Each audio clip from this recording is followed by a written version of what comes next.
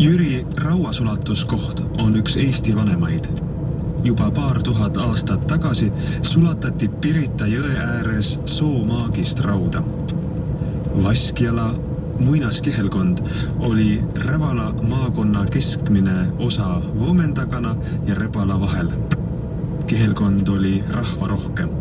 Oluliseks keskuseks oli kindlasti Iru linnus Pirita jõe ääres, kuid nii võis seda olla ka Lindanise Härjapea jõe ääres, millest sai hiljem Tallinna linn, kusjuures Iru linnust on peetud koguni Kalevipoja sünnikoduks. Tõenäoliselt lasi Eestimaa piiskop Fulko püstitada 12. sajandil sahakabeli. Rahvapärimuse kohaselt olevat kabel 50 aastat vanem kui Tallinna linn.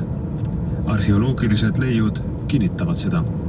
Aastatel 1219 kuni 1220 vallutas Taani kuningas Põhja-Eesti ning sellele järgnes eestlaste ülestõus vallutajate vastu. Muuhulgas hävis sahakabel. 1225 kirjutas Läti Hendrik.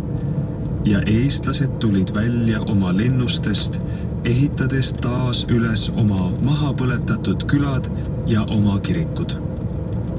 Praeguse kuju sai sahakabel 15. sajandi teisel veerandil.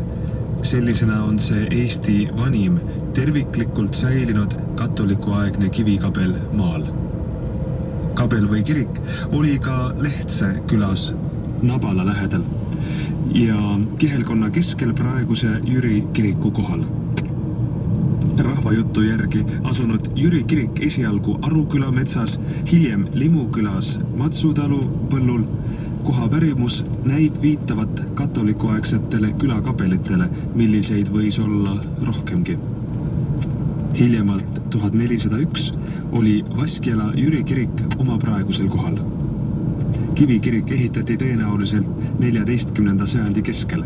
See oli 4-nurkse viilutorniga, 1-lööviline, 3-traveeline, 4-nurkse kooriruumiga hoone.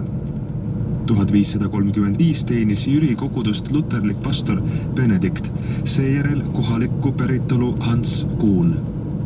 Järgmine õpetaja Johann Veneke oli Saaremaa mees, kes õppis Wittenbergis Luteri enese juures.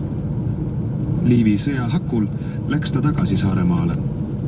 Saaremaale läks ka õpetaja Georg Kuur, kes oli sündinud Vaskjalas Eesti taluperes. Vana Jüri kiriku müüridel oli näha tulekahju jälgi. Sellest oletatakse, et küllap sai kirik kannatada Liivi sõjas. Vaskjala nime kasutati 16. sajandini. 1586 on aga kohanimeks